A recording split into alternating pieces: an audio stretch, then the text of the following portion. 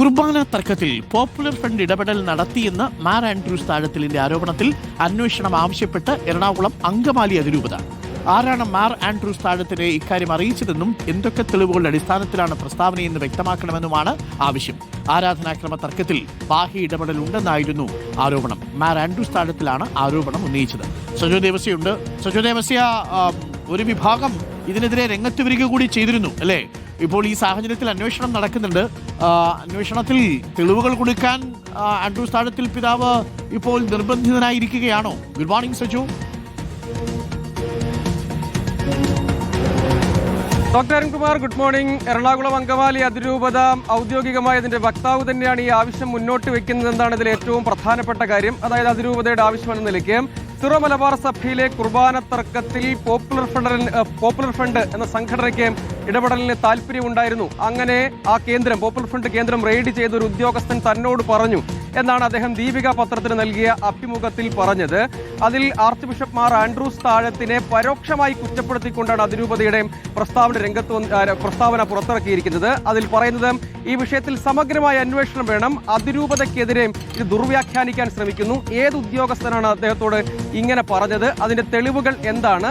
ഇവയൊക്കെ പൊതുസമൂഹത്തിന് മുന്നിൽ വെക്കാൻ സ്വാഭാവികമായുമുള്ള ബാധ്യത, ധാർമ്മികവും നിയമപരമായ ബാധ്യത കൈവരും. അങ്ങനെയെങ്കിൽ അങ്ങനെ ഒരു അന്വേഷണം വേണം. അതുകൂടാതെ സഭാതലത്തിൽ വിശദമായ അന്വേഷണം ഇക്കാര്യത്തിൽ വേണം.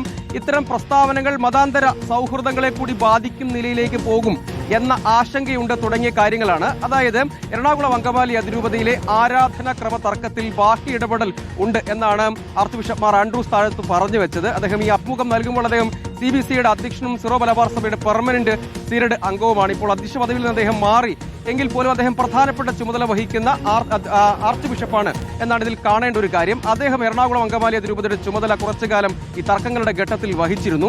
ഇപ്പോഴും സിറോ മലബാർ സഭയിൽ സമ്പൂർണ്ണമായി ഈ പ്രശ്നങ്ങൾ കെട്ടടങ്ങിയിട്ടില്ല. ആരാധനക്രമത്തെ ചൊല്ലി രണ്ടു പക്ഷമായുള്ള തർക്കങ്ങൾ തുടരുന്നുണ്ട്. അതിൽ ഒരു പക്ഷത്ത് എറണാകുളം അങ്കമാലി അതിരൂപതയും മറുപക്ഷത്ത് സഭാ നേതൃത്വവും നിൽക്കുന്ന ഒരു സാഹചര്യമൊക്കെ ഉണ്ട് എന്നതൊരു പ്രധാനപ്പെട്ട കാര്യമാണ്. അത്തരമൊരു ഘട്ടത്തിലാണ് ഇങ്ങനൊരു ബാഹ്യ ഇടപെടൽ, മറ്റൊരു സംഘടനയുടെ ഇടപെടൽ ഉണ്ടായി എന്ന അഭിപ്രായവും വാദവും ഒക്കെ മുന്നോട്ട് വന്നു. സ്വാഭാവികമായും ഇതിനെ ചൊല്ലിയും സഭയ്ക്കകത്ത് രണ്ടു പക്ഷമായി തിരിഞ്ഞുള്ള അഭിപ്രായങ്ങൾ, തർക്കങ്ങൾ രൂപപ്പെട്ടു എന്നതാണ് ഇതിൽ പ്രധാനപ്പെട്ട കാര്യം. ഡോക്ടർ അരുൺകുമാർ. സജോ ദേവസ്യാണ് വിവരങ്ങൾ നൽകിയത്. തീർച്ചയായിട്ടും തെളിവുകൾ കൊടുക്കണം. വളരെ സെൻസിറ്റീവായൊരു നാടാണ്. പച്ചവെള്ളത്തിന് വർഗീയതയുടെ തീ പിടിക്കുന്ന കാലമാണ്. അപ്പോൾ അതുകൊണ്ട് അത്തരം പ്രസ്താവനകളൊക്കെ നടത്തുമ്പോൾ കൂടുതൽ ഉത്തരവാദിത്വത്തോടു കൂടിയാണ് നടത്തിയതെന്നാണ് നമ്മൾ ഇപ്പോഴും വിശ്വസിക്കുന്നത്. തെളിവുകൾ കൊടുക്കാൻ ആൻഡ്രൂസ് താഴത്തിൽ പിതാവ് നിർബന്ധിതനാവും സ്വാഭാവികമായും. അതല്ലെങ്കിൽ വലിയ വിമർശനങ്ങൾ ഉണ്ടാവും. അനാവശ്യമായ ഒരു സംശയം ജനിപ്പിക്കുന്നത് ശരിയാണോ എന്നുള്ളൊരു ചോദ്യമുണ്ട്. ഒരുപക്ഷെ താഴത്തിൽ പിതാവിൻ്റെ ബോധ്യത്തിൽ നിന്നാവാം അത് പറഞ്ഞിട്ടുണ്ടാവുക.